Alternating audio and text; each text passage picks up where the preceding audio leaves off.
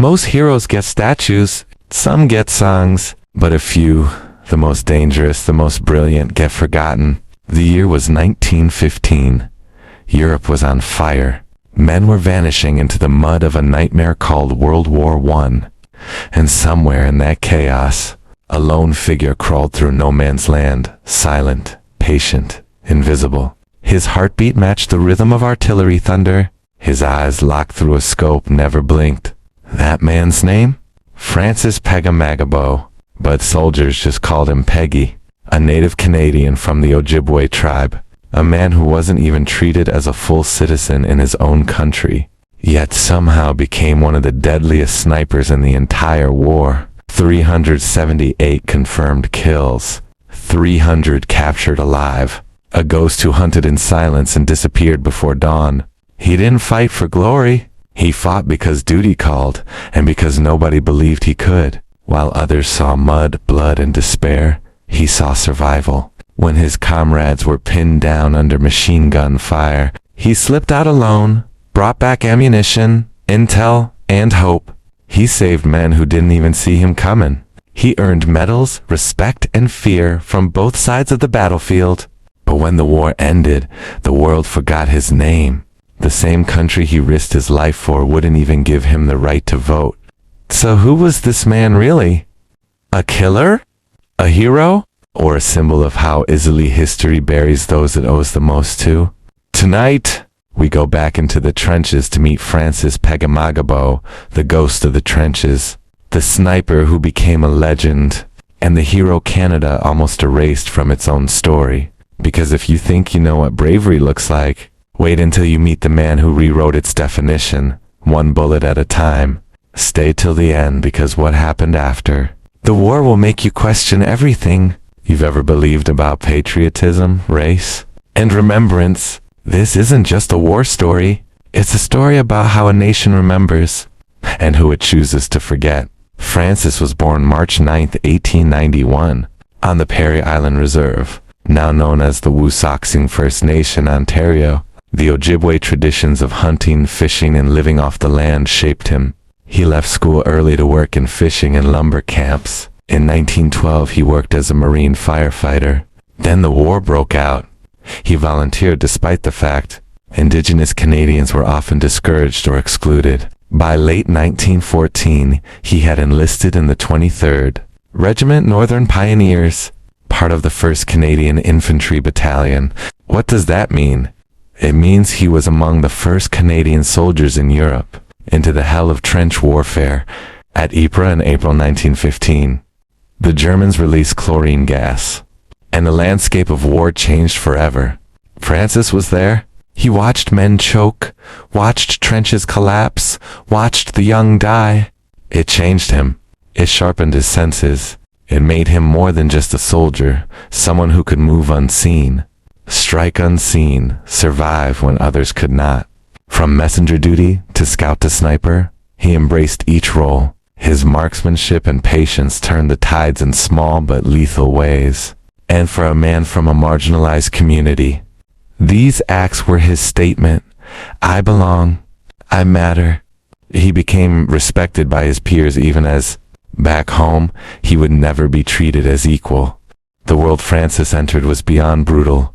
Trenches filled with mud, rats, shellfire, machine guns, gas. No man's land was a killing field where one misstep meant death. Yet this was the terrain in which he excelled. He crawled ahead of lines, gathered enemy positions, slipped behind German trenches, guided lost units, even under fire. At the Battle of Passchendaele in November 1917, his reconnaissance saved lives. He earned the first bar to his military medal. On August 30th, 1918, at Oryx Trench near Upton Wood, he did something few can imagine.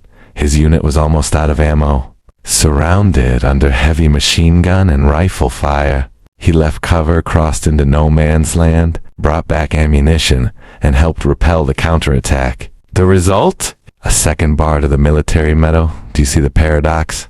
A man from a community unauthorized to vote, fighting for a country that denied him full citizenship, it on the front lines. He saved that country and its soldiers.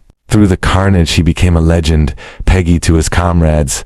But war leaves scars. He was wounded. He caught pneumonia. His lungs were damaged. When the armistice came, he walked away, not unscathed, not unchanged, but alive. He had done more than survive. He had excelled. But the end of the war wasn't the end of the story. 1919, Francis returns to Canada. His medals, a testament. His sacrifices, real. Yet the land of his birth treated him not as a hero, but as a second-class citizen. Indigenous veterans faced the same racist policies, the same marginalization. He had fought for the country, but the country didn't fully fight for him. He became chief of his band from 1921 to 25 and again 1942, and was active in indigenous rights activism. He pressed for treaty rights, fishing and trapping freedoms, autonomy from the Indian Act. His story became one of contradiction, honored in military registers, omitted in the national memory. He stayed silent about the kills. He avoided the spotlight. Why? Perhaps because the land still expected him to bow. The medals sat in drawers. The country moved on. This chapter of his life begs the question, what good is valor if your society forgets you when the war is over? He lived and died in Parry Sound, Ontario. In 1952, his legacy began to be recognized only much later. A statue in 2016, recognition as a National Historic Person in 2019. We live in an era that loves to remember heroes yet chooses which heroes. Francis Pegahmagabow's story forces a confrontation. Bravery doesn't always lead to recognition. A man who fought easier death in Europe came back to fight the harder battle of memory and justice at home. His sniper kills, his medals, his bravery, they are remarkable. But what's more remarkable is that he refused to be defined only by war. He became a leader, an activist, a voice. In remembering him, we force ourselves to ask, how many other Peggys are lost in the shadows? How many heroes from oppressed communities are written out of the narrative? His legacy is more than history, it's challenge. It says we must do better. We must remember honestly. We must honor fully. The ghost of the trenches deserves more than a plaque. He deserves to be known.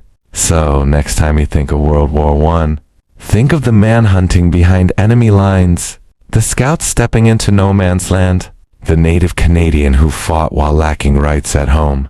That is Francis Pegahmagabow. That is a hero worth your time.